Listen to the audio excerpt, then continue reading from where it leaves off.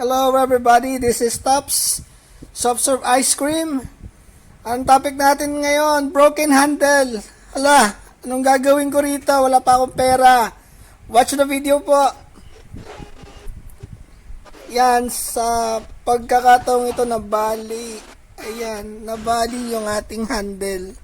Yung pinakaulo, yung nakapasok sa loob. Naputol siya.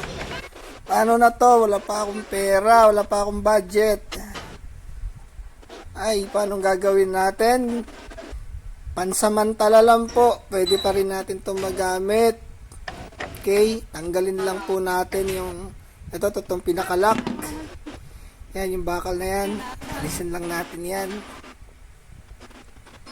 Okay, tapos, syempre may naiwan doon. Kailangan nating bunutin yon. Ayun o, naputol. Ay. Sheesh. Putol. Ay, buti ko mumurahin siya. Pero ganun talaga, napapalitan naman natin yan. Ano yan, talagang madaling maputol din yan. Kasi plastic lang yan eh. So, in time talaga mapuputol siya. Ayan, no? Yan. Wala tayong magagawa dyan, pero pwede pa natin siyang magamit dito. Dahil putol, pansamantala. Okay. Baliktarin lang po natin. Ayan.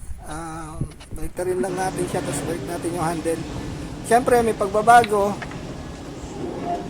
Hindi na siya nakataas ngayon, nakababa na lang. Ayun, yung putol nasa taas.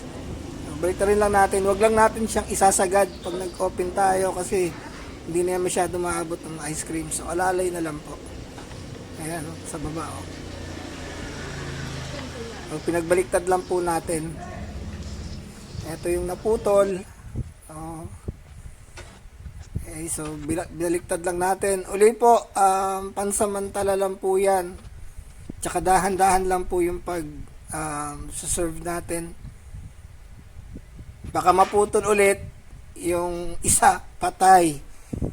Hindi na tayo makakapag-serve ng maayos. So, ito pansamantala lang ito. Ay, hindi siya pwede pa matagalan. Ayan, nakita nyo, hindi na nakatayo. At nag-check ako sa online. Wow! 1,500 para dito, madaling maputol. Ayan. Check nyo na lang po siguro sa ibang platform sa online. Baka meron kayong makuha na ganyan. Pero, ayan. So, pero, I suggest, makakabili naman kayo ng mga bakal sa online eh. Mas stainless pala, stainless. Mas maganda yon.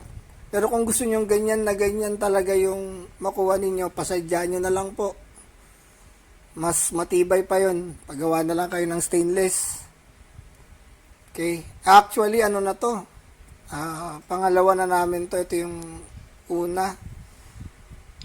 Meron kami isa pa yung nakadikit. Tinry namin idikit pero useless eh. Ito yung naputol doon sa video. Ayan. Yung pagkaputol niya. Napuputol talaga to eh. Dali siya maputol. Pero tumagal naman. Ang magagamit pa natin yan. Ang kabilang side na lang gagamitin natin pantukod. Yung pinakita ko naman sa video, di ba? So, yun. Pansamantala. Ayan na siya. Hindi na natin yan madidikit. Tinry na namin yan eh. Doon sa una. Ito. Yan. So, nakikita nyo yan. Nakadikit to. Putol din yan eh. Dinikitan. Ang kabila, dinikit din. Wala din. Napuputol din talaga. Ayan o. Bali talaga o. So, eto. Dinikit ko pa rin siya. Nagpa-customize na ako nito eh. So, papagawa pa ako ng isa pa para doon sa isang unit naman. So, ayan. Puputol na yan. Huwag nyo na puntang kain na ipagawa pa sabihin yung fiberglass. Oo, yung gagawa ng ganyan, pag didikitin, wag na po. Sayang lang kayo ng pera nyo. waste of time, waste of money lang yan. Hindi na po yung madidikit. Useless din, mababali din talaga yan. Option nyo lang dyan, punta kayo ng mga platform, yung mga kung saan kayo pwede mag-order, Lazada, Shopee, pwede kayo mag-check, maghanap kayo dyan kung ano yung pwede sa machine ninyo. Dyan pwede kayo order. Or, gusto nyo makamura, pa-customize kayo. Okay. Hanggang dito na lang po. Maraming salamat. Sana may natutunan kayo sa video natin. Please do like, share, and subscribe po. At mag-subscribe po kayo sa ating channel para matulungan nyo po kami lumaki yung ating YouTube channel at maraming makapanood na mga nagbi-business ng ice cream at makatulong tayo. Okay, maraming salamat po sa inyo po lahat. Take care po and God bless.